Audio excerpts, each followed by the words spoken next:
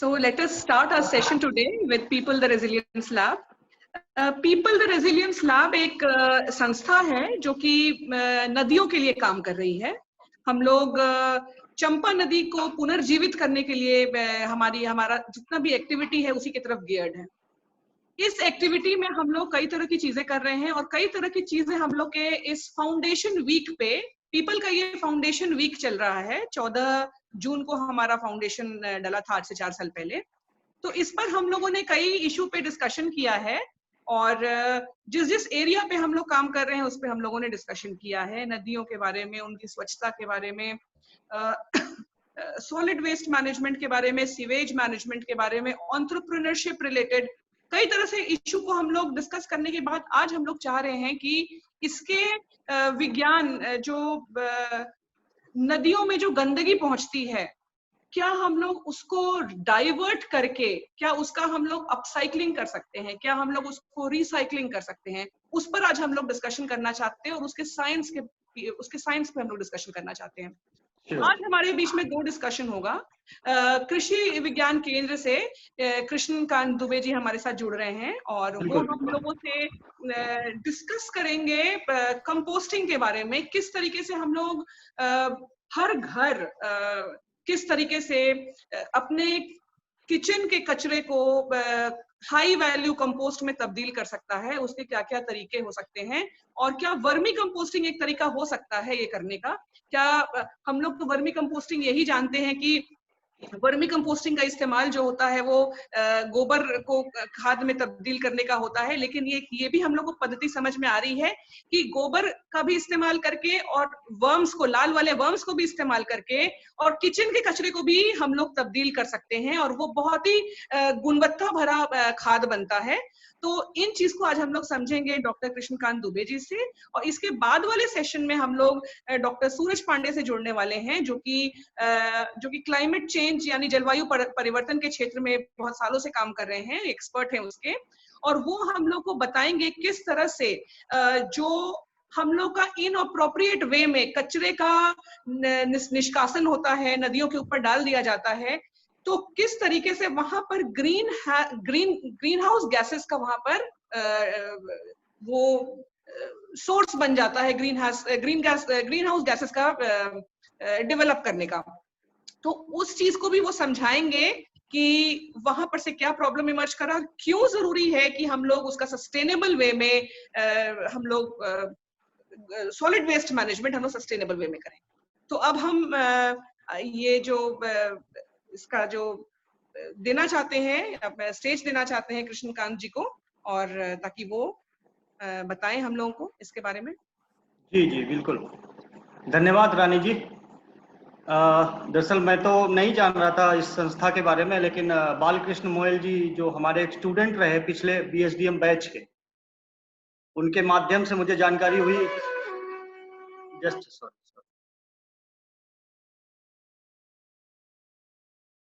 उनके माध्यम से मुझे जानकारी हुआ कि एक संस्था है जो इस तरह से कार्य कर रहा है, सोशल एक्टिविटी कर रहा है।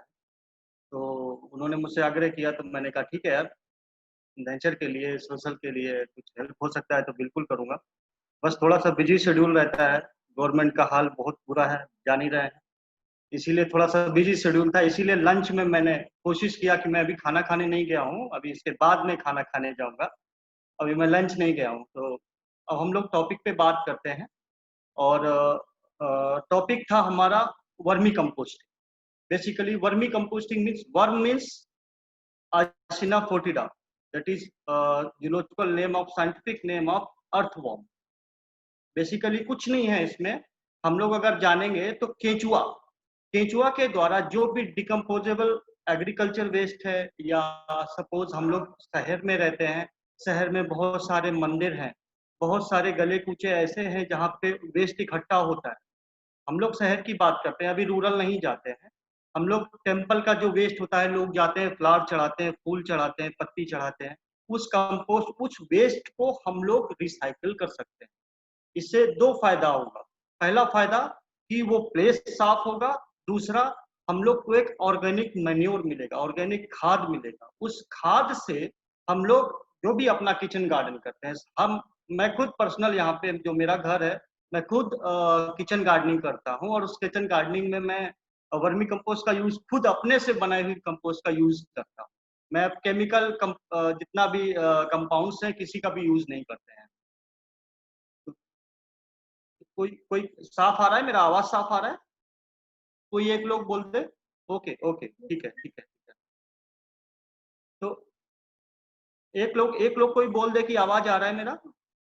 हाँ सर, आ रही है, बहुत ओके क्लियर आ ओके रही है। ओके, हाँ thank sir. You thank you thank you. तो हम लोग बात कर रहे हैं वर्मी कंपोस्टिंग। वर्मी कंपोस्टिंग के लिए हम लोग एक स्पीसीज है जो अपने इंडियन एनवायरनमेंट के लिए, इंडियन क्लाइमेट के लिए बहुत ही सूटेबल है, दैट इज आसिना फोर्टिडा।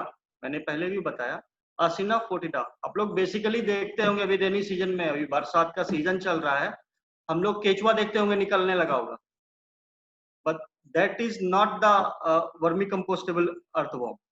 ये हमेशा ध्यान रखेंगे, वो केचुआ वर्मी कंपोस्टिंग में यूज नहीं होता है।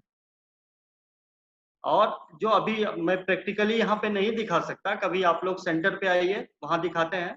जो जनरली जो इस वर्मी कंपोस्ट में जो अर्थवॉर्म यूज होता है उसमें अप्रॉक्स 3 से 4 सेंटीमीटर का ही केंचुआ होता है जो यूज करते हैं। उसका लेंथ बहुत ही छोटा होता है। छोटा इसलिए होता है कि जब भी हम लोग, उसका जेनेटिक कैरेक्टरिस्टिक है उसका छोटा होने का, और वर्मी कंपोस्ट में जब हम लोग उसको यूज करते हैं तो वर्मी कंपोस्ट जब हम लोग बेड बनाते हैं, मैं अभी प्रोसेस बताऊंगा, जब बेड बनाते हैं उस बेड में हम लोग वर्मी कंपोस्टिंग का जो अर्थवॉर्म डालेंगे, उसके बाद हमको उसको एरेशन देने के लिए हमको उसमें वर्मी कंपोस्टिंग बेड में हवा का प्रसार होने के लिए हमको उसको बीच बीच में लगातार एक पंजा लाइक स्ट्रक्चर होता है हाथ का, उसी तरह का लोहे का स्ट्रक्चर होता है, उससे हमको उसमें एयर देना पड़ता है। उस एयर के द्वारा ही हम लोग जितना एयर उसमें पहुंचेगा वो लूज होगा, बेड लूज होगा, और वर्मी कंपोस्ट का जो ये डिकम्पोजिंग जो जो प्रोसेस है वो बढ़ जाता है। तो सबसे पहले हम बात कर रहे हैं वर्मी कंपोस्ट के लिए कौन सा हम लोग केचुआ यूज करते हैं। सबसे पहला आसिना फोर्टिडा। हम लोग ने जो अर्थवॉर्म है उसका सिलेक्शन कर लिया। उस सिलेक्शन के बाद आप अगर चाहें तो हम पीपीटी शेयर कर सकते हैं इसमें क्या? ओके सर कर सकते हैं। जस्ट मिनट, पीपीटी शेयर करता हूँ।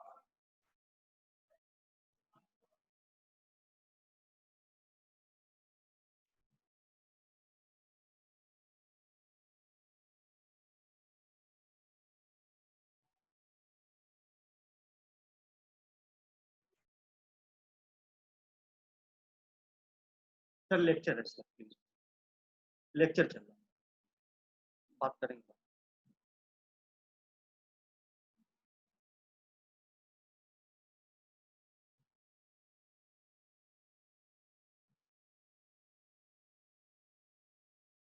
आपको दिख रहा है अभी? आपका आवाज नहीं आ रहा है किसी का, कोई एक आदमी बोल दे कि हाँ। सर दिख रहा है। Okay, PPT start. हाँ। सो हम लोग डिस्कस कर रहे थे, देखिए केचुआ क्या है, केचुआ खाद वर्मी कंपोस्ट क्या है। बेसिकली देखिए कि केचुआ खाद एक जैव उर्वरक है, ऑर्गेनिक कंपाउंड है जो बायोलॉजिकली फॉर्म होता है अर्थवॉर्म के द्वारा। जो अर्थवॉर्म कुछ जो भी चीज खाता है उसको डिकम्पोज करके जो एक्सक्रीट करता है, that is vermi compost. Vermi compost का पहला, जो कुछ भी नहीं जानता वर्मी कंपोस्ट के बारे में, बेसिकली लोग कहता है कि यार बहुत गंदा, मतलब महक आता होगा, इस तरह का कुछ होता होगा। ऐसा कुछ भी नहीं होता। अगर अच्छा वर्मी कंपोस्ट बना हुआ है तो उसमें बिल्कुल भी किसी भी प्रकार का फ्रेग्रेंस नहीं होगा, बिल्कुल साफ होगा। जस्ट लाइक हम लोग चाय पत्ती यूज करते हैं ना, चाय बनाने के बाद हम चाय पत्ती देखते हैं ना, जस्ट उस तरह का चाय पत्ती की तरह हम लोग का वर्मी कंपोस्ट रहेगा। अगर वैसा है that is fine, that is very much enriched in and nitrogen, phosphorus, potash। Basic सबसे ज्यादा इंपॉर्टेंट है, उसमें ग्रोथ हार्मोन्स पाए जाते हैं, that is auxin, cytokinin, gibberellic acid. इसके बारे में अगर आप लोग साइंस जान रहे होंगे कि ये तीनों जो हैं ये हम लोग की रूट, शूट एंड फ्लावरिंग, इन तीनों के लिए बहुत ही रिस्पॉन्सिबल है। किसी भी पौधे की ग्रोथ के लिए पौधे का 3 जनरली बेसिक डेवलपमेंटल ग्रोथ होता है। सबसे पहला होता है upper portion, that is shoot, lower portion that is root, and बीच में जो भी रहा वो ब्रांचेज, स्टेम्स, फ्लावर्स जो भी है, ये तीनों रेगुलेट होते हैं हार्मोन्स के द्वारा। वो हार्मोन्स भी वर्मी कंपोस्ट एक सिर्फ यही एक ऐसा ऑर्गेनिक कंपाउंड है जिसमें ग्रोथ हार्मोन्स भी पाए जाते। That is most important thing about this. तो हम लोग आगे चलते हैं। देखिए, इसके बारे में बता रहे हैं कि किस तरह की जगह होनी चाहिए हमारे पास केचुआ खाद बनाने के लिए। कभी भी अगर हम बेड का चुनाव करेंगे, जहां पे मुझे केचुआ खाद का जो बेड लगाना है, उस बेड को बनाने के लिए सबसे पहले उसको शेड का व्यवस्था करें कि वहां पे कहीं पे भी हम लोग को डायरेक्ट सनलाइट नहीं आना चाहिए। पहला, उस सनलाइट नहीं आना चाहिए। कभी भी अगर हम लोग देखें, जो जैसे सपोज खुला है, पेड़ के नीचे हम लोगों ने लगा दिया, पेड़ के नीचे लगा दिया, अगर रेनी सीजन है तब आपको ये श्योर होना होगा कि उसमें डायरेक्ट पानी ना जाए। जस्ट उसके बाद हो गया ना। कभी भी जब हम लोग बेड स्टेब्लिश करते हैं, कभी भी जब भी बेड बनाएंगे उसमें, तो उसका शेड का पहले ध्यान रखेंगे। सपोज मैं गांव की बात करूं अगर, तो वहां पे फार्मर्स लोग उतना इनरिच नहीं रहता, उनके पास पैसे का थोड़ा सा कम रहता है, तो वो लोग जनरली जो उनके आम के बागान हैं या अमरूद के बागान है, उनके बीच में हम लोग जो ट्रायल देते हैं, फार्मर्स के पास सिर्फ ये है कि साहब मेरे पास कंपोस्ट है, मेरे पास वेस्ट मटेरियल है, आप हमको केचुआ दे दीजिए, हम यहीं पे कर लेंगे। लेकिन उसके साथ हमको क्या ध्यान रखना है कि हम लोग जब भी बेड बनाएंगे तो उस बेड को अप्रॉक्स 1 फीट फ्रॉम द जो भी नॉर्मल सरफेस है सॉइल का, उस सॉइल के सरफेस से अप्रॉक्स 1 फीट ऊंचा मिट्टी का एक बेड बना देंगे, जिससे कि डायरेक्ट अगर पानी भर जाता है तो उसमें नहीं जाए। उसमें जो मिट्टी का हमने बेड बनाया है, उस बेड के ऊपर हम लोग एग्रीकल्चर वेस्ट या जो भी डिकम्पोजेबल वेस्ट जो सड़ सकता हो, ऐसा नहीं कि आपने प्लास्टिक डाल दिया, कंकड़ डाल दिया, ईंट का कुछ टुकड़ा पड़ गया या कांच का टुकड़ा पड़ गया, ये सब नहीं यूज करना है हमको।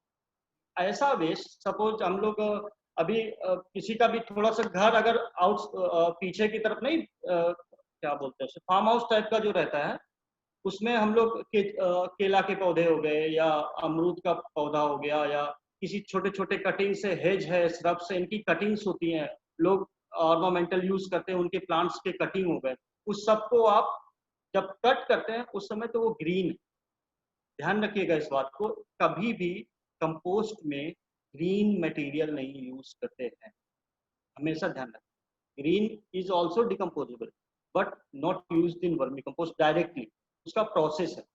जब भी कभी हम जो ग्रीन मटेरियल, सपोज मेरा केला का थंब आ गया या मेरे लीव्स हैं जो ग्रीन है या घास है जो ग्रीन है, उसको हम लोग जब पहले कट करेंगे स्मॉल पीसेस में, छोटे छोटे टुकड़ों में कट कर लेंगे, उसके बाद उसको अप्रॉक्स 10 से 15 दिन एक नॉर्मल, उसके लिए कोई स्पेशल बेड नहीं बनाना है, उसको अप्रॉक्स एक जगह ढेर लगा के रख देंगे, बीच बीच में उसमें इरिगेशन, पानी वाटरिंग करते रहेंगे, जिससे कि उसका जो इन्फेक्शन है, जो भी ग्रीन मटेरियल होता है उसमें इंसेक्ट, पेस्ट एंड डिजीज, इसका इन्फेस्टेशन जल्दी होता है। अगर इसका इन्फेस्टेशन जल्दी हो जाएगा तो हम लोग जो भी कंपोस्ट बनाएंगे, कंपोस्ट में हम लोग क्या यूज करते हैं, अर्थवॉर्म। अर्थवॉर्म का जो स्किन होगा, आप लोगों ने केचुआ देखा होगा, अर्थवॉर्म का जो स्किन होता है वो बहुत ही सोफिस्टिकेटेड होता है, तो उस सोफिस्टिकेटेड के चलते ही उसको हम लोग डायरेक्ट किसी इस तरह की ना एनवायरनमेंट में रखते हैं, ना ज्यादा हॉट वेदर होना चाहिए, ना तुरंत पानी अगर होगा तब भी वो गल के मर जाता है, और या हम लोग कभी भी कोई हार्ड ऐसा मटेरियल नहीं यूज करते हैं जिससे कि उसको नुकसान पहुंचे।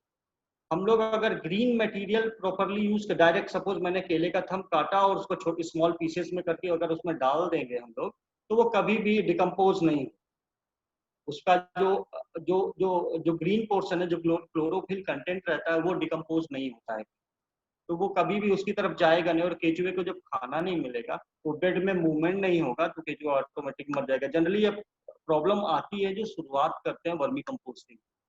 तो हम लोग आगे चलते हैं। देखिए, केचुआ जो आप लोग इंटरप्रेन्योरशिप की बात कर रहे हैं, इंटरप्रेन्योरशिप में आप लोग बेसिकली सबसे इंपॉर्टेंट है, आदमी सोचता है कि मार्केट कैसा, जो भी चीज हम चालू करने जा रहे हैं उसका मार्केट कैसा। दूसरा चीज सोचते कि यार ऐसा ना हो कि मैं एक ही सीजन में करूंगा यार, अगले सीजन में मुझको क्या करना, तो उस वक्त के लिए जो वर्मी कंपोस्टिंग है, वर्मी कंपोस्टिंग एक ऐसा एंटरप्रेन्योर है, एक ऐसा इंटरप्राइज है जो राउंड द ईयर हम लोग इसको यूज कर सकते हैं। और इसको जब भी ये आप देख रहे हैं, इसमें एक टेम्परेचर लिखा हुआ है 15 to 20 degree centigrade temperature, that is optimum temperature for earthworm living that compost. देखिए अभी हमने बताया था आपको कि बेसिकली जो कंपोस्ट है केचुआ खाद के लिए काफी सारी जो स्पीसीज हैं जो यूज होती हैं, लेकिन अपने इंडियन कल्चर में, इंडियन क्लाइमेट में, इंडियन एनवायरनमेंट में हम लोग आसिना फोर्टिडा जो स्पीसीज है इसका यूज करते हैं। ये तो जो इम्पोर्टेंस है, ये तो ऑल नोस की ऑर्गेनिक चीज का कितना इम्पोर्टेंस है।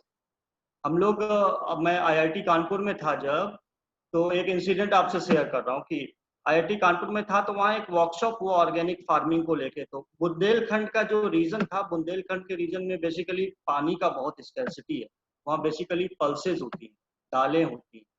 तो वहाँ का एक कोई एनजीओ था, वो आया था हम लोग के पास प्रेजेंटेशन देने। तो वो ये दिखा रहा था कि सर हम लोग अपने यहाँ बुंदेलखंड में जो पल्सेस ग्रो करते हैं उसमें हम लोग केमिकल कंपाउंड नहीं देते। सर्टेन एरिया जहाँ तक उसका जो एनजीओ का जो पकड़ था, सपोज 100 फार्मर्स का, तो उसकी लैंड को उन लोगों ने लीज पे लिया हुआ था, उस पे वो लोग काम कर रहे थे।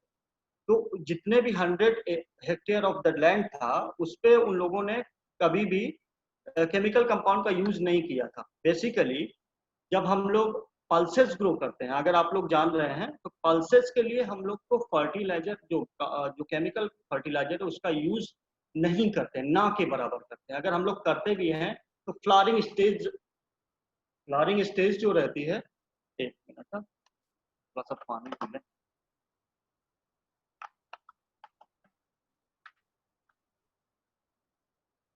जो फ्लावरिंग स्टेज पे जब अगर अपने पास बहुत ज्यादा कंपोस्ट है या फर्टिलाइजर है तो हम लोग फ्लावरिंग स्टेज पे उसको केमिकल कंपाउंड देते हैं।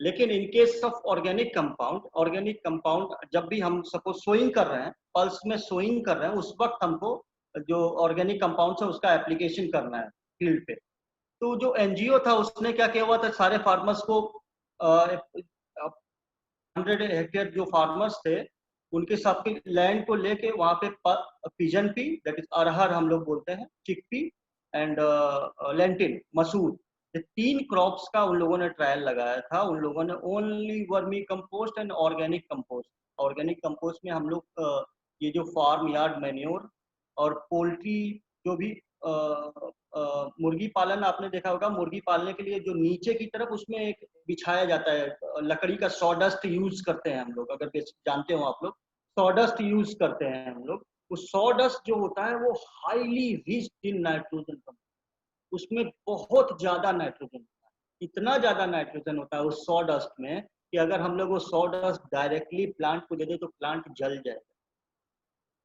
सोचिए, ऑर्गेनिक कंपाउंड है, उसको कभी भी डायरेक्ट दे ही नहीं सकते। अगर किसी के पास है तो मैं एप्लीकेशन का तरीका बता देता हूँ उसको, कि जो भी अपना सॉडस्ट है 1:4, अगर एक भाग उसको ले रहे हैं तो 4 पार्ट जो है वो मिट्टी या सैंड उसके साथ मिक्स करके उसको अप्लाई करें, ये ध्यान रखिएगा। तो वो लोग जब आए, प्रेजेंटेशन दिया, तो उन्होंने बताया कि सर इतना इतना प्रोडक्शन हुआ। जैसा उन लोगों ने फर्स्ट ईयर का जो क्रॉप का डाटा दिखाया, उस डाटा में उन्होंने दिखाया कि प्रोडक्शन गिर गया। उन्होंने ये शो किया कि जो हम ऑर्गेनिकली कर रहे थे तो प्रोडक्शन गिर गया, लेकिन 3rd and 4th year production directly बढ़ा। जितना भी दे रहे थे अप्रॉक्स 1 पॉइंट समथिंग था जो इंक्रीज हुआ था। और सबसे इंपॉर्टेंट, जो आसपास का जो भी एरिया था, जितना भी एरिया था, उन सारे लोगों को नॉर्मल दाल का रेट और उस दाल का रेट 2 से 3 गुना ज्यादा मिला, जितने फार्मर्स। और इसका कंपैरिजन उन लोगों ने किया था, जो अपना नेस्ले का मैगी जानते हो, मैगी खाता और सब कोई खाता है, मैगी में ग्लूटामेट पाया जाता है, आप लोग देखेंगे इसमें। वो ग्लूटामेट जो ग्रोइंग बच्चा होता है ना, ग्रोइंग चिल्ड्रेन होता है ना, अप्रॉक्स 10 से 12 साल तक, उसको मैगी नहीं देना चाहिए, उसको मैगी नहीं देना चाहिए। लेकिन हम लोग भी बस ठीक है 2 मिनट में तैयार होता है, रेडी, लो बेटा खाओ, नाश्ता कर लो, चले जाओ, ये चलता है।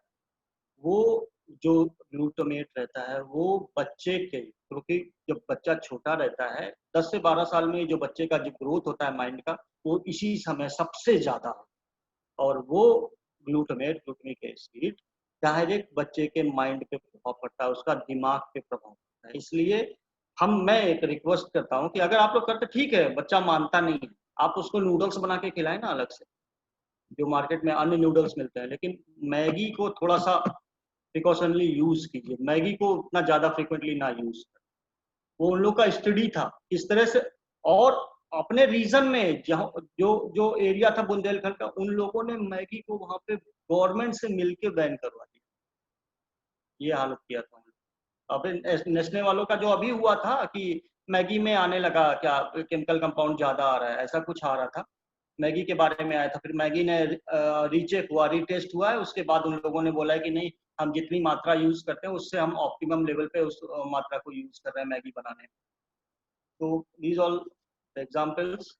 और हम लोग, हाँ ये देखिए, अब इस टेबल को आप लोग देखें, इसमें हम लोगों ने अभी अब मैंने बताया कि जो ऑर्गेनिक कंपोस्ट होता है, ऑर्गेनिक खाद होता है, उसमें 2 तरह का रहता है। बेसिक पहला हो गया अपना वर्मी कंपोस्ट, दैट इज केंचुआ खाद, और दूसरा है गोबर की खाद, that is farm yard manure, FYM बोलते हैं। इन दोनों का देखिए, दोनों का कंपैरिजन करते हैं तो देखिए आप लोग खुद पाएंगे कि जो जो वर्मी कंपोस्ट का जो कंपोजिशन है वो अप्रॉक्स 2.5 3.5% ज्यादा है in comparison to FYM।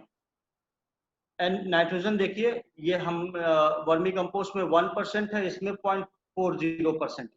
Same इसी तरह फॉस्फोरस में, पोटास में, और सबसे लास्ट में देखिए आप लोग, सबसे लास्ट में खाद बनाने में लगने वाला समय, दैट इज ओनली 3 मंथ। ये कंप्लीट साइकिल है, हम लोग लगभग 20 से 25 दिन में अगर निकालना चाहे तो 20 से 25 दिन में हम लोग निकाल सकते हैं।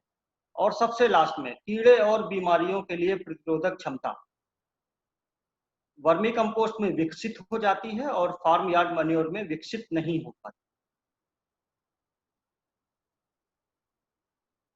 अब हम लोग बेड बनाने की बात करते हैं, इसमें तो ये प्रोसेस लिखा हुआ है, मैं प्रैक्टिकली बताता हूँ आपको। जब भी कभी बेड बनाएंगे तो जो भी हमको रॉ मटेरियल यूज करना, जैसे अभी रानी जी बोल रही थी कि नदी में साफ करते हैं हम लोग, नदी के लिए एक अभियान चला रहे हैं, तो नदी में भी बहुत सारा ऐसा जो वेस्ट होता है जो डिकम्पोज हो सकता है कई जगह।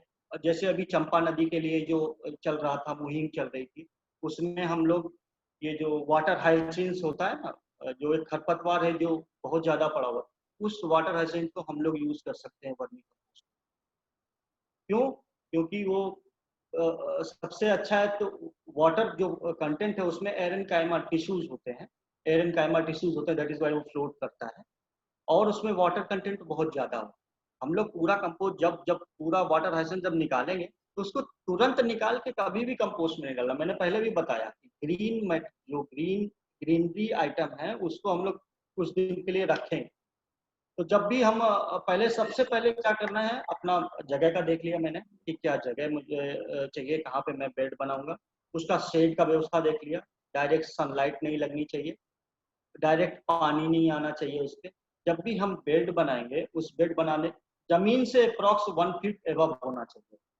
उसके बाद हमारा आता है रॉ मटेरियल। रॉ मटेरियल में हमारे पास एग्रीकल्चर वेस्ट पहला, जो किचन वेस्ट होता है, जैसे घर में है थोड़ा सा खाना बच गया, या कुछ भी फार्म, अपना किचन का जो छोटा सा फार्म है, किचन गार्डन है, उसका कुछ वेस्ट है वो बच गया, ये सारी चीजें हम लोग पहले से इकट्ठा करके रख लेंगे और उसको कोशिश करेंगे 1 हफ्ते से 10 से 15 दिन के अंतर पर उसको सिर्फ ढेर बना के रख देंगे, उसको डायरेक्ट यूज कभी नहीं करेंगे। इसके बाद हम लोग, जब हमारे पास कंपोस्ट जो रॉ मटेरियल इकट्ठा हो गया, प्लेस हमने डिसाइड कर लिया, हमने उसका शेड का व्यवस्था कर लिया, उसके बाद हम लोग आएंगे कि हमारे पास अर्थवॉर्म है कि नहीं। अर्थवॉर्म हमने ले लिया, सपोज जैसे हमारे यहाँ कृषि विज्ञान केंद्र में अर्थवॉर्म है हमारे पास, और यूनिवर्सिटी में भी अर्थवॉर्म मिल रहा है। ये अप्रॉक्स 600 रुपीज kg मिलता है यहाँ पे। और अगर कंपोस्ट अगर किसी को लेना है वर्मी कंपोस्ट तो दैट इज ₹6 पर kg के आसपास से। तो अब हम लोग के पास रॉ मटेरियल इकट्ठा हो गया, अपने पास अर्थवॉर्म आ गया, अपने पास प्लेस मैंने डिसाइड कर लिया। फर्स्ट ऑफ ऑल हमने जो बेड बनाया है उस बेड पे हम लोग अप्रॉक्स 2 से 3 इंच एक जो बालू होता है ना, रेत रेत बोलते हैं जिसको, रेत जो गंगा जी का रेत, उस रेत से अप्रॉक्स 2 से 3 इंच का हम लोग एक लेयर बिछाते हैं। उस लेयर पे जब बिछाएंगे मतलब जो अपना बेड है उस बेड का लेंथ अप्रॉक्स रखते हैं 3x10, 3 चौड़ाई, 3 फीट चौड़ाई और 10 फीट लंबाई रखते हैं उसकी। ये बेड बना लेंगे। ये बेड हमने पहले मिट्टी से 1 फीट ऊपर, जमीन से 1 फीट ऊपर इस लंबाई चौड़ाई का हमने बेड बना लिया। ये क्लियर हो रहा है ना? कोई एक जने बोल दे। Okay okay okay okay.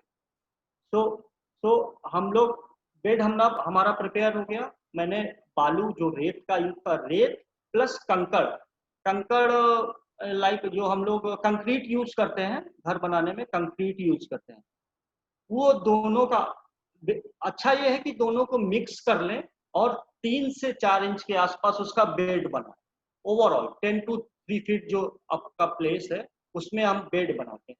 जब हम उस बेड को बनाएंगे तो कोशिश करेंगे ऐसा ना हो कि वो जो कंक्रीट है वो निकला निकला रहे, उसको बराबर मतलब ठोक के बराबर बिल्कुल एक समतल कर देंगे।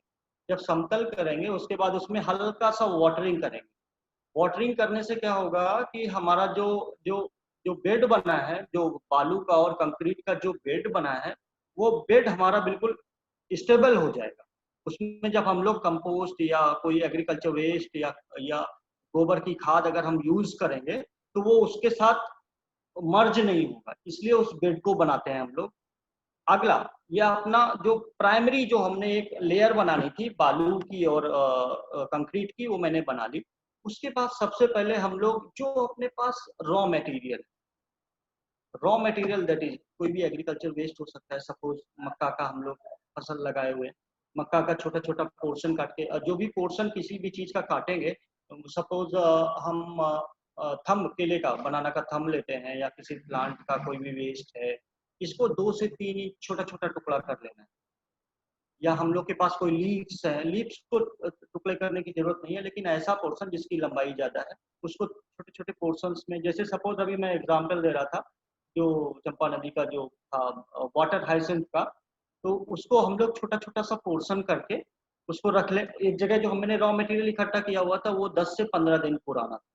उस रॉ मटेरियल के साथ, उस रॉ मटेरियल का अप्रॉक्स 6 से 8 इंच के आसपास हम लोग एक लेयर ओवरऑल बिछा के रखेंगे उस पे। जो हमारा 10 to 3 फीट का एक रेंज था, जो एरिया था, उसमें हम अप्रॉक्स 6 से 8 इंच के आसपास हम लोग उसको लेयर बिछा देंगे। ये हमारा रॉ मटेरियल का लेयर हो गया। ये फर्स्ट लेयर हुआ। थोड़ा सा ध्यान रखिएगा इस बात को। पहला लेयर हमने बालू का और कंक्रीट का यूज किया, वो लेयर नहीं है, वो बेस है। उसको मैं बेस की तरह यूज कर रहा हूँ। उसके बाद हम लोग जो रॉ मटेरियल है उसको यूज करेंगे, जो एग्रीकल्चर या कोई भी किचन का जो वेस्ट है उसको यूज करेंगे। उसके बाद सेम हाइट पे, जो मैंने 6 से 8 इंच अभी रॉ मटेरियल यूज किया, सेम हाइट पे 6 से 8 इंच का हम लोग गोबर अगर इन कंपैरिजन टू जो रॉ मटेरियल है उसके हिसाब से अगर अपने पास गोबर कम भी है तो चल जाएगा, लेकिन कभी भी फ्रेश काउडंग यूज नहीं करते हैं। इसको नोट कर लीजिए, कहीं भी कभी भी कोई कर रहा है तो कभी भी फ्रेश काउडंग यूज नहीं करते हैं, क्योंकि उसमें मीथेन होता है और वो केमिकली थोड़ा सा हार्ड रहता है जिससे केंचुए मर जाते हैं। तो हमने पहला लेयर बेस बनाया, बेस के बाद raw material 6 to 8 inch use किया। आफ्टर दैट 6 to 8 इंच हम लोगों ने जो काउडंग है वो यूज किया। ये सेकेंड लेयर हो गई। थर्ड लेयर अगेन हम लोग जो एग्रीकल्चर वेस्ट है या जो रॉ मटेरियल है वो हम लोग यूज करेंगे, that is also 6 to 8 inch. ठीक, उसके बाद हम लोग बात, ये हो गया तीसरी लेयर भी हम लोगों ने रॉ मटेरियल के यूज की। फोर्थ लेयर अगेन हम लोग कंपोस्ट जो काउडंग है उसका यूज करेंगे। इस तरह से जैसा आपका हाइट है, हाइट को इस तरह से मेंटेन रखना है कि ऐसा ना हो कि जिस वक्त आप उसको मूव कर रहे हैं, किसी डंडे से मूव कर रहे हैं, हम एरेशन देने के लिए इतना ऊंचा भी नहीं करना है कि वो गिर जाए, वो फैल जाए।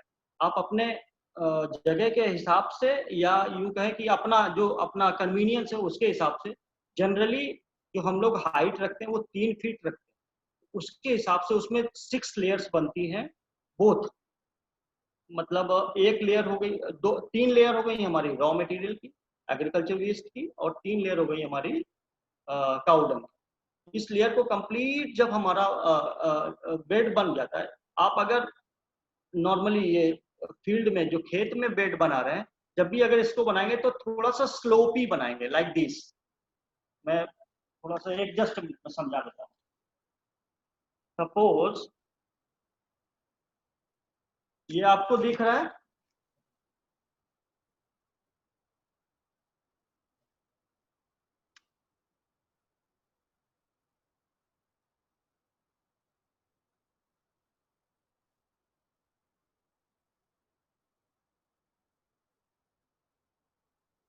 देखिए ये दिख रहा है ना आपको। जब भी हम बेड बनाते हैं, मतलब हम लोग जनरली पीट यूज करते हैं। पीट होता है जो कंक्रीट का ईंट से बनाया हुआ पीट रहता है, तो पीट दूसरा कंसेप्ट हो गया। ये हम लोग बेड के रूप में यूज कर रहे हैं। तो बेड हमेशा हम लोग स्लोपी बनाते हैं, जिससे कि ढाल जब हम लोग उसमें एरेशन के लिए मूव करेंगे, किसी चीज से अगर उसको हवा देने के लिए मूव करेंगे, उस वक्त हम लोग उसको स्लोपी रखेंगे तो चीज गिरेगी नहीं, हमारे वो जो नीचे का बेस था उससे बाहर नहीं जाएगा। तो हमेशा ये ध्यान रखेंगे। जब हम लोग ये स्लोप पूरा कंप्लीट हो गया, 6 लेयर्स हमारी कंप्लीट हो गई, उसके बाद हम लोग वाटरिंग करेंगे। और ध्यान रखेंगे जिस वक्त हमने स्लोप बनाया था, जिस वक्त जो उसका आधार बनाया था, उसको हल्का सा अप्रॉक्स 5 to 6 इंच हम स्लोप मेंटेन रखेंगे, जिससे कि हम लोग अगर एक्सेस वाटर उसमें दे रहे हैं बेड में, तो वो एक्सेस वाटर ड्रेन ऑफ हो जाए, वो उसमें स्टेगनेंट ना हो। अगर वाटर उसमें स्टेगनेंट होगा तो हमारे जो अर्थवाम है उसको भी नुकसान करेगा, जो हमारा कंपोस्ट है वो भी प्रॉपर डिकम्पोज नहीं होगा। क्योंकि अगर कोई भी चीज गीली रहेगी तो जो अर्थवाम है उसको भी तो सांस लेने का जरूरत है ना, वो सांस नहीं ले पाएगा तो वो वहां जाएगा ही नहीं। जब वहां नहीं जाएगा तो वहां पे अदर इंसेक्ट वो आ जाएंगे, तो वहां पे गंध या कुछ इस तरह का होने लगेगा, तो वो कंपोस्ट सड़ जाएगा लेकिन कंपोस्ट नहीं बनेगा, मतलब चिपचिपा हो जाएगा। वो कंपोस्ट के रूप में फिर हम लोग यूज नहीं कर सकते हैं, क्योंकि वो टॉक्सिक भी हो जाएगा। अभी हाँ बताता हूँ। अभी ये हम लोगों ने लेयर बना लिया, बेड कंप्लीट हो गया। अब हम लोग उसको वाटरिंग कर रहे हैं। वाटरिंग करने के लिए हम लोग अप्रोक्स एक बार नॉर्मल ये हैंड मेथड रहता है। जैसे सपोज ये आपका हाथ है, आपने लेयर बना लिया, बीच में कहीं पे भी उस हाथ को ऐसे एक बार डाल, और जब भी बेड बनाएंगे उस बेड को स्पंजी होना चाहिए, मतलब बहुत ज्यादा ऐसा नहीं ठोस हो गया, उसमें ऐसे हाथ मारे तो लंजिंग करते रहना चाहिए, वो बेड इतना हल्का होना चाहिए। जब उसमें हम बीच में हाथ कभी भी ऐसे डालेंगे तो आपको ये अंदर का जो टेम्परेचर है, अभी मैंने टेम्परेचर कितना लिखा था वहां पे 15 to 20, 15 से 20 के आसपास। जब भी आप अंदर हाथ डालेंगे तो आपको एहसास होना चाहिए कि यार अंदर का टेम्परेचर ज्यादा नहीं। अगर अंदर का टेम्परेचर ज्यादा है तो अभी भी आप लोग अर्थवॉर्म नहीं डाल सकते। अभी आप गौर कीजिएगा, मैंने अर्थवॉर्म नहीं डाला इसमें, मैंने बेड कंप्लीट किया है, वाटरिंग कर रहा हूँ। वाटरिंग तब तक करते हैं जब तक आपको ये एहसास ना हो जाए कि उसका टेम्परेचर लो हो गया। अगर आपके पास थर्मामीटर है तो फॉर गुड, वो बहुत अच्छी बात है, आप थर्मामीटर से भी टेम्परेचर चेक कर सकते हैं। लेकिन किसान वाली विधि है, किसान का तरीका है, किसान के पास तो कोई व्यवस्था नहीं रहता, वो बेसिकली कुछ नहीं करता, सीधे अपना हाथ डालेगा, हाँ अब हाँ ठीक है, अब ऐसा ठीक है, अब इसमें पानी या केचुआ डाल सकते हैं। जब हम लोग लगभग बेसिकली 4 से 5 दिन लगता है उसमें ठंडा होने में उसको। उसके बाद हम लोग जो केचुए की मात्रा, जो हमने अभी एक ऑप्टिमम साइज बताया 10 to 3 फीट, इसमें अप्रॉक्स 2.5 से 3 किलो अर्थवॉर्म हम लोग डालते हैं। अर्थवॉर्म डालने के लिए क्या करेंगे, हमारा जो 3 फीट चौड़ा और 10 फीट लंबा जो बेड बना है, उस बेड में लगभग 5 से 6 जगह एक हल्का हल्का हाथ से गड्ढे बना लेंगे। 5 से 6 जगह हाथ से गड्ढे बना लेंगे। उन गड्ढों में ही हम लोग जो अर्थवॉर्म है उसका जो 2.5 से 3 किलो अर्थवॉर्म है उसका थोड़ा थोड़ा सा मात्रा उन गड्ढों में जस्ट छोड़ दिया, मैंने कुछ भी नहीं किया, सिर्फ उसमें छोड़ देना है। और जो गड्ढा था उस जगह से जो आपने कंपोस्ट हटाया था एज इट इज उसके ऊपर स्लाइटली हल्के से रख देना है और कुछ भी नहीं करना है। उसके बाद आपके पास जूट का अगर कोई बोरा हो, बैग हो, जूट के बोरे या बैग से, या आपके पास ताड़ का, मैं बिल्कुल लेमैन वाला भाषा में बता रहा हूँ कि ताड़ का पत्ता भी हम लोग उसको कवर करने के लिए यूज कर सकते हैं। जूट का बोरा खरीदेंगे वो कॉस्टली पड़ता है, ताड़ का जो पत्ता रहता है उसको भी हम लोग कवर कर सकते हैं। उस पूरी बेल्ट को हमको प्रॉपरली कवर करना है। केचुए को मूवमेंट के लिए, रहने के लिए मॉइस्ट कंडीशन चाहिए, एरेशन प्रॉपर होना चाहिए, और सबसे इम्पोर्टेंट डार्कनेस। केचुए को चाहिए अंधेरा। वो जो हम लोग जूट का बोरा या किसी प्रकार से हम उसको ढक रहे हैं, कभी भी प्लास्टिक का कोई भी आइटम, कोई भी मटेरियल उससे ढकते नहीं है उसको। ना प्लास्टिक नीचे बिछाएंगे ना ऊपर कभी भी ढकते हैं, उससे एरेशन प्रॉब्लम होता है। एरेशन प्रॉपर नहीं होगा तो वो सड़ जाएगा। हम लोग जूट का बोरा या कुछ जो किसी भी चीज से ऐसा जो प्लास्टिक सरफेस ना लिए हुए उससे हम लोग कवर कर देंगे। कवर करने के बाद आप लगभग 3 से 4 दिन बाद जब आके देखेंगे उसको, तो आपको जिस जगह आपने केचुआ डाला था, केचुआ वहां से मूव कर चुका होगा। केचुए का जो मूवमेंट है वो फ्रॉम अपवर्ड टू डाउनवर्ड होता है ऑलमोस्ट। दिस जो आसिना फोर्टिडा है, ये हमेशा आपने सरफेस के ऊपर डाला था। केचुआ अपनी खाने की तलाश में सबसे पहले नीचे भागता है। नीचे भाग के उसके बाद पूरा मॉइस्ट हो गया, उसका मूवमेंट जो मैंने बताया कि जो आपका बेड है वो लंग्स होना चाहिए, स्पंजी होना चाहिए, जिससे उसको प्रॉपर मूवमेंट में आसानी रहे अर्थवॉर्म। लगभग 10 से 15 दिन बाद, इस बीच में आप लोग कुछ 4 से 5 दिन में अपने प्रेजेंस के हिसाब से कैसा वहाँ का इन्वायरमेंट है, सपोज अगर बहुत ज़्यादा गर्म है तो आपको वाटरिंग ज़्यादा करना पड़ेगा। अगर ज़्यादा गर्म नहीं है तो आप हो सकता है कि 5 दिन की जगह 7 दिन के अंतराल पे उसको वाटरिंग कर सकते हैं।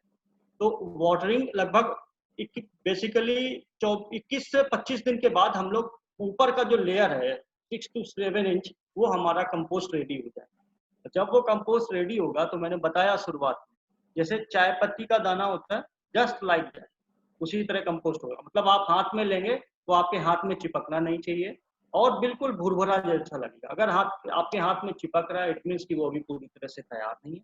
अगर तैयार है भी, अगर उसमें किसी प्रकार की कोई गंध आ रही है तो इट मीन्स कि वो यूज करने लायक नहीं है डायरेक्ट प्लांट। ये हो गया हमारा पूरा जो प्रोसेस था वर्मी कंपोस्टिंग का, वो मैंने बताया। अभी मैं एक चीज इंपॉर्टेंटली बता रहा हूँ कि मैंने बोला कि आपको 5 इंच 6 इंच के आसपास स्लोप मेंटेन करना। स्लोप मैंने बोला, स्लोप मेंटेन करना। स्लोप से क्या होगा, एक्सेस वाटर ड्रेन ऑफ होगा।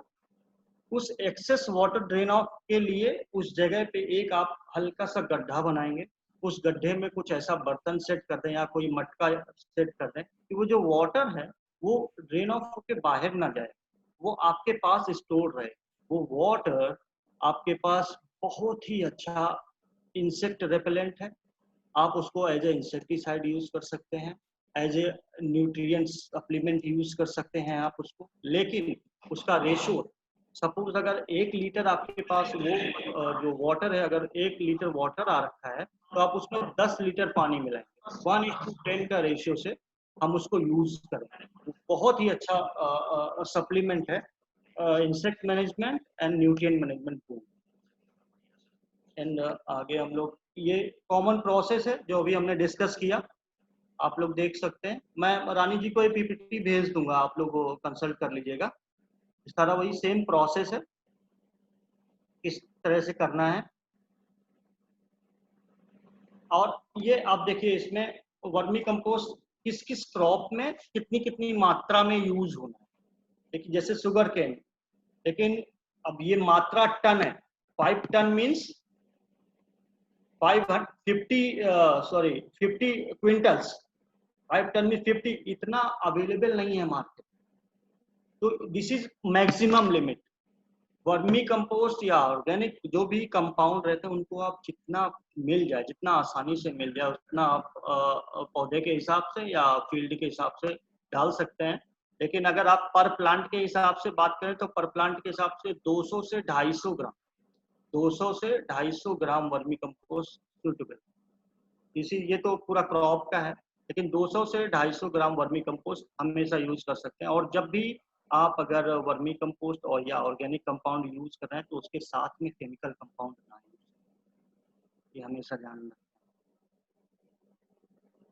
ये सारे बेनिफिट्स हैं, जैसे हम डिस्कस कर चुके हैं कि जो न्यूट्रिएंट्स हैं, हार्मोन्स हैं, एंजाइम्स हैं, सारे पाए जाते हैं। ये सारा बेसिक कंसेप्ट है। अब अगर किसी को कुछ पूछना हो तो काइंडली।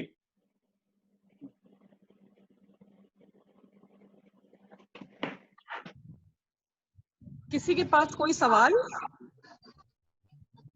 इस हाँ मेरा टॉक को लेकर? जी जी पूछे पूछे। हेलो, हाँ ये गौरव जो जी। आपने सारी विधियां बताई, ये तो वृहत मतलब थोड़ा बड़ा स्केल पर है, तो हम लोग उसको अपने घरों में कैसे कर सकते हैं छोटे स्केल पर? जी इतना जी, सारा तो घर में पॉसिबल नहीं है ना हाँ करना। बिल्कुल, तो बहुत बहुत आसान घर है, में बहुत तो आसान है। घर के लिए करना है ना? हाँ बिल्कुल। 5 मिनट लगेगा सर, 5 मिनट मान। घर के लिए हम लोग, अगर आपके पास पीछे जगह, मतलब आपके पास जगह है, कोई भी फील्ड है, छोटा सा भी फील्ड हो, तो जो मैंने प्रोसेस बताया बृहद वाला, आप बेड बना सकते हैं। उसकी जो लेंथ है उसको छोटा कर सकते हैं। यो 3 फीट है तो 3 बाई 3 फीट का आप लेंथ रख सकते हैं, कोई जरूरत नहीं। आपके पास जमीन नहीं है, आपके लिए बिल्कुल जमीन नहीं है। आपके पास जो जो आपने ये क्या उसको बोलते हैं, आप मछली जनरली जानते हो, मछली जो मार्केट में बिकती है, तो उसके लिए वो लोग एक थर्मोकोल का एक बॉक्स टाइप का रखता है। उस थर्मोकोल का बॉक्स अप्रोक्स वही साइज रखिए, उस थर्मोकोल के बॉक्स को ले लीजिए। उस थर्मोकोल के बॉक्स को स्लैंट रखना है, हल्का सा स्लोप मेंटेन रखना है। उसके लिए क्या करेंगे आप लोग, उसको एक तरफ से हल्का सा उठा देंगे, कुछ भी रख देंगे उसके नीचे, स्लोप मेंटेन हो गया। और जिस तरफ नीचा है, जिस तरफ डाउनवर्ड मूवमेंट है, उस तरफ एक छेद कर देंगे, ठीक है, उस बॉक्स में नीचे की तरफ। और उसमें ऐसा कुछ बर्तन लगा देंगे जिसमें कि वो स्टोर हो जाए, या कुछ भी, मतलब जो हमारा कंपोस्ट का जो लीच आउट निकलेगा वो स्टोर हो जाए। इसके बाद सेम जो मैंने प्रोसेस बताया आपको, इस प्रोसेस को अप्लाई करना है। फर्स्ट ऑफ ऑल आप उस बॉक्स में भी हमको बेसिक जो बेस है उसका, वो बेस यूज करना है हमको, बालू और कंक्रीट।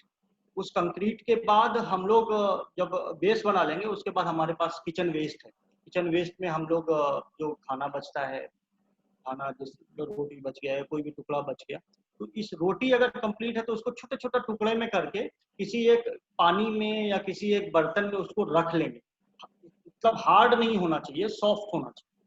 उसके बाद हमारे पास जो जो वेस्ट है, किचन गार्डन का वेस्ट है, उस वेस्ट को हम लोग स्मॉल पीसेज में करके उसको यूज कर सकते हैं। उसी तरह सेम जो प्रोसेस बताया मैंने कि लेयरिंग करना है। फर्स्ट ऑफ ऑल हम लोग जो गार्डन का वेस्ट है वो यूज करेंगे। उसके बाद हमारे पास थोड़ा सा काउडंग है, गोबर है, गोबर का जो लेयर है वो यूज करेंगे। अगेन हम लोग जो किचन गार्डन का वेस्ट है वो यूज करेंगे। जितना उसका हाइट है, उस हाइट के हिसाब से मैंने स्टैंडर्ड बताया कि 6 लेयर रखते हैं, लेकिन हो सकता है कि जो आपका जो थर्मोकोल का बॉक्स है उसका उसमें 2 ही लेयर आए, 3 लेयर आए, 4 लेयर आए। तो उसके हिसाब से ही, जैसा आपका रिकमेंडेशन है उसके हिसाब से आप उस लेयर को घटा बढ़ा सकते हैं। और सेम यही प्रोसेस अप्लाई करना। आप हेलो गौरव जी। हाँ बोलिए जी, आपको समझ में आया? हाँ बिल्कुल सर जी। और कुछ पूछना है? बस इसमें एक चीज जानना है और कि इसमें क्या चीज नहीं डाल सकते हैं, मतलब हम जैसे अपने घर में हम कंपोस्टिंग कर रहे हैं अभी, जी जी तो उसमें हम लोग सब कुछ डालते हैं, जी, मतलब जी, पत्ता हो गया, ये खाना हो गया, ये सब, तो इसमें कुछ ऐसा चीज है जो नहीं डाल सकते हैं, मतलब ऐसा जी कुछ जी। जो हम आप घर में सब्जी बनाते होंगे स्पाइसी, घर में सब्जी बनाते होंगे स्पाइसी। अगर सब्जी बनाई है आपने तो सब्जी को इसमें नहीं डालते। अच्छा क्वेश्चन था ये, बहुत बेसिक क्वेश्चन था, मैं मिस कर रहा था। कभी भी सब्जी नहीं डालते हैं, तीखा चीज मिर्च है वो नहीं डालेंगे, तेल का कोई आइटम है वो नहीं डालेंगे। या हम लोग के, हाँ अगर फ्रूट्स का कुछ है, कुछ भी फ्रूट्स का है तो वो बहुत यूजफुल। केला खाते हैं हम लोग, केला का डाल दिया। सेब का हम लोग छिलका, या कुकुम्बर खीरा यूज करते हैं, खीरा का कट डाल के, that is more very much important for this. और हम लोग चावल है या जो आटे का चोकर होता है वो बहुत ज्यादा, ये इतना यूजफुल है कि आपका जो केचुआ, अगर आपको केचुए की संख्या बढ़ानी है तो आप आटे का चोकर अगर यूज कर देते हो, केचुए की संख्या बढ़ जाएगी, उसका रिप्रोडक्शन जो है वो बढ़ जाएगा, जनरेशन बढ़ जाएगी।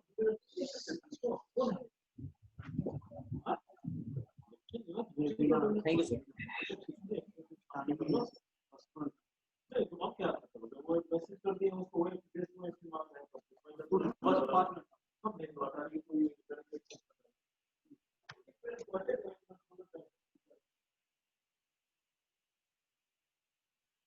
हाँ सर आ गए थे, हेड सर आ गए थे कुछ काम। तो और कुछ पूछना है किसी को? ये हम लोग गमलों में कर सकते हैं? गमले में करने के लिए आपको उसमें वाटरिंग, अगर पानी रुकेगा तो दिक्कत होगा। पानी में उसको यूज कर सकते हैं, अगर उसमें पानी रुकने लगेगा नीचे गमले में तो दिक्कत हो सकता है। तो उसका ड्रेनेज बनाना पड़ेगा हम लोग को। हाँ, ड्रेनेज आपको ध्यान रखना पड़ेगा। और जो उसकी जो कंपोस्ट का जो रॉ मटेरियल है या गोबर है, उसका एक प्रॉपर जो ऑप्टिमम रेंज है वो 60-40 वो यूज नहीं हो पाएगा। एक्चुअली हम लोग चाह रहे थे कि अगर इस तरह का जो छोटा सिस्टम है उसका कोई एक डायग्रामेटिक रिप्रेजेंटेशन अगर मिल सकता, जिसके अंदर क्या क्या सामान जाएगा, कैसे जाएगा, एक डायग्रामेटिक, सो दैट हम लोग इसको प्रमोट कर सकें, ताकि अर्बन जो वेस्ट है जो नदियों में लैंड अप कर रहा है उसको मिनिमाइज कर सकें। और एक और सवाल है मेरा छोटा सा इसके साथ ही, कि जो हम लोग नॉर्मल कंपोस्टिंग करते हैं घर में, जिसमें कि ऑटोमेटिकली कोई कीड़े आ जाते हैं, जो डिकम्पोजर्स आ जाते हैं, डिकम्पोज करते हैं, और एक जो लाल वाले वर्म से हम डिकम्पोजिशन कराते हैं, उन दोनों की गुणवत्ता में कोई फर्क होता है? जी जी बिल्कुल। जो हमने अभी जो स्पीसीज बोला एसिना फोर्टिडा, उसके अलावा कोई भी ऐसा इंसेक्ट नहीं है जो डिकम्पोज करता है इस तरह से। ओनली यूज एसिना फोर्टिडा। जो नॉर्मल जो अर्थवॉर्म है अभी रेनी सीजन में निकलते हैं वो डिकम्पोजिंग के लिए नहीं यूज होते हैं। और जब भी आप जो मैंने बोला कि जो बॉक्स है थर्मोकोल वाला बॉक्स, अगर उसको यूज कर रहे हैं तो उसको कोशिश कीजिए कि इस स्थिति में रखिए कि उसमें चींटी या कोई भी प्रीडेटर जो है वो ना जा पाए, क्योंकि चींटी है, चूहा है, ये सब अगर उसमें जाने लगेगा, या इंसेक्ट है, उसको ढकना बहुत आवश्यक है। अगर वो जाने लगेगा तो अर्थवॉर्म को नुकसान करेगा। अर्थवॉर्म इन सब चीजों, अर्थवॉर्म को डायरेक्टली मतलब काट लेगा या अर्थवॉर्म को नुकसान करेगा, अर्थवॉर्म मर जाएगा। अगर आपके कंपोस्ट में अर्थवॉर्म ही नहीं रहा तो डिकम्पोजिंग तो होगी नहीं, वो तो बेकार हो गया। जी। अच्छा, इन केस हम लोग को खरीदना हो, अगर हम लोग को अर्थवॉर्म्स खरीदना हो तो ये अवेलेबल है हम लोग को कृषि विज्ञान केंद्र में? हाँ, हमारे यहाँ अवेलेबल है जी। ओके। इसका अगर हम लोग को बस एक एडिशन में यही चाहिए कि एक होम कंपोस्टिंग के लिए, होम वर्मी कंपोस्टिंग के लिए अगर एक छोटा सा एक डायग्रामेटिक फॉर्म में अगर 3-4 स्टेप्स में ये चीज अगर शेयर किया जा सके, तो हम लोग पीपल से हम लोग चाहेंगे कि कृषि विज्ञान केंद्र का कोलैबोरेशन करके इस चीज को हम लोग अर्बन एरियाज में प्रमोट करें। और अर्बन एग्रीकल्चर भी हम लोग, रूफटॉप एग्रीकल्चर जो है हम लोग थोड़ा प्रमोट कर रहे हैं, क्योंकि ये क्लाइमेट चेंज, अभी अगला हमारा जो टॉक होने वाला है वो क्लाइमेट चेंज पर ही होने वाला है, तो हम लोग क्लाइमेट चेंज को भी एड्रेस करने की कोशिश कर रहे हैं इसमें। और तो ये है कि लोगों के पास हैंडी हो जाएगा, अपने घर का बना खाद तैयार हो जाएगा, ताकि वो रूफटॉप एग्रीकल्चर कर सके। श्योर। इसी कंसेप्ट को लेके बालकृष्ण जी है स्टार्ट कर रहे हैं जी। उनसे हमारा बातचीत हो रहा था, तो काफी अच्छा किया उन्होंने हमारी ट्रेनिंग में भी। और उसके बाद अभी तो आई थिंक दिल्ली गए, कहीं बाहर गए हो, तो वो स्टार्ट करेंगे इस कंसेप्ट को लेके जो आप कह रहे हैं कि स्मॉल में और इस तरह से करके। तो अभी स्टार्ट करके फिर भी मेरे पास जो बेसिक नॉलेज है, जो पीपीटीज हैं, जो डायग्राम है, जो वीडियोस है, मैं आपको फॉरवर्ड कर दूंगा मेल पे, या अगर मेल होने लायक रहेगा तो ठीक है, अदरवाइज बालकृष्ण जी किसी दिन आएंगे तो मैं उनको पेन ड्राइव में दे दूंगा, तो यू कैन कलेक्ट। हम लोग भी कभी पीपल की तरफ से कृषि विज्ञान केंद्र में विजिट करने आते हैं। वेलकम। दुबे जी, मेरा एक प्रश्न था आपसे। जी बताइए सर। ये बताइए, कौन से भागलपुर में या सबौर में आप लोग लोकेटेड हैं? सबौर में बिहार एग्रीकल्चर यूनिवर्सिटी है। जी बिल्कुल, मैं जानता हूँ। मैं जानता हूँ। मैं यही पूछ रहा था कि आप प्रॉपर भागलपुर जिले में हैं या सबौर में हैं? जी सबौर में हूँ मैं।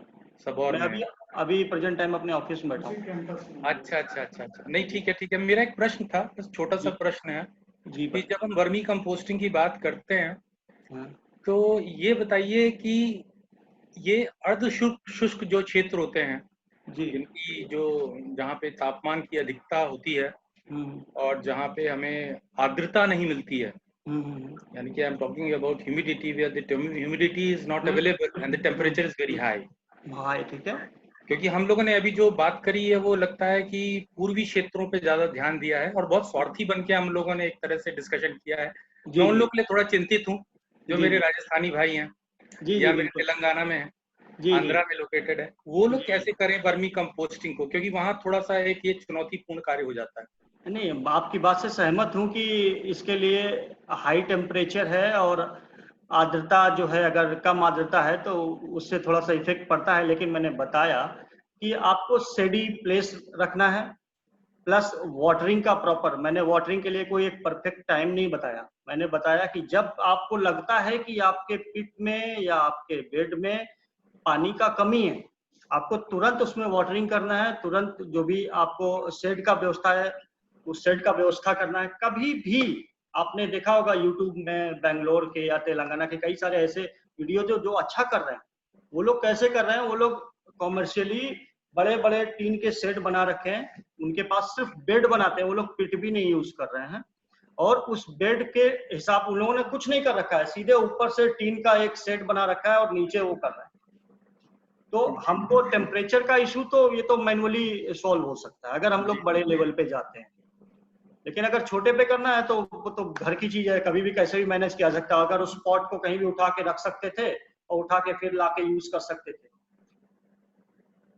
तो उसमें तापमान का कोई असर नहीं पड़ेगा अगर हम वाटरिंग अच्छी करते हैं तो अपनी? जी, अगर आप वाटरिंग करते रहेंगे और अगर वो कवर्ड रहेगा, डायरेक्ट सनलाइट नहीं रहेगा, तो आर्द्रता ऑटोमेटिकली उस बेड में मेंटेन रहेगी।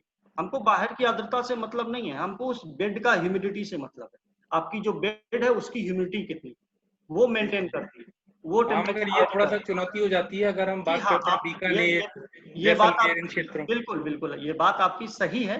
लेकिन हाँ, अगर सपोज यहाँ पे हम 10 दिन में वाटरिंग कर रहे हैं तो हो सकता है आपको 5 दिन में वाटरिंग करना पड़े। जी, ये अंतर आ सकता है। तो थोड़ा सा लेबर का भी है और थोड़ा जल संरक्षण की बात है। अगर आप जल संरक्षित करते हैं तो आपको निरंतर उसका प्रभाव मिलता रहेगा वर्मी कंपोस्टिंग के लिए।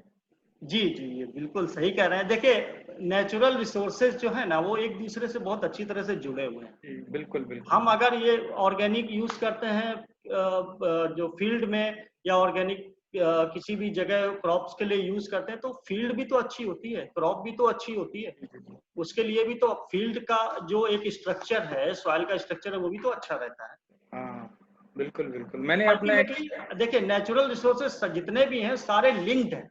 एक भी आप अगर एक का दोहन करेंगे तो दूसरा इफेक्ट होगा, अगर आप एक को फुलफिल करेंगे तो कहीं ना कहीं वो उसको हेल्प करता है। बिल्कुल जी। नहीं, बहुत बढ़िया से आपने उसका मेरा प्रश्न का उत्तर दिया है। जी आपको ढेर सारी शुभकामनाएं और काफी जानकारी भरा आपका लेक्चर था। ठीक है, thank you sir, thank you. Rani ji, मुझे सर थोड़ा सा बुला रहा है, मैं अब थैंक यू सो मच हम लोग के इस मुहिम के साथ जुड़ने के लिए। Thank you so much. हम लोग आपके पास आएंगे, आपसे जुड़ेंगे और इस चीज को हम लोग थोड़ा और आगे बढ़ाएंगे। Sure, thank you. हम लोग फॉरएवर वी आर लर्नर्स, हम लोग आते रहेंगे आपके पास। श्योर। मैं भी लर्नर ही हूँ, ऐसा नहीं है कि मैं अभी भी सीख रहा हूँ। Thank you so much. Okay, thank you sir.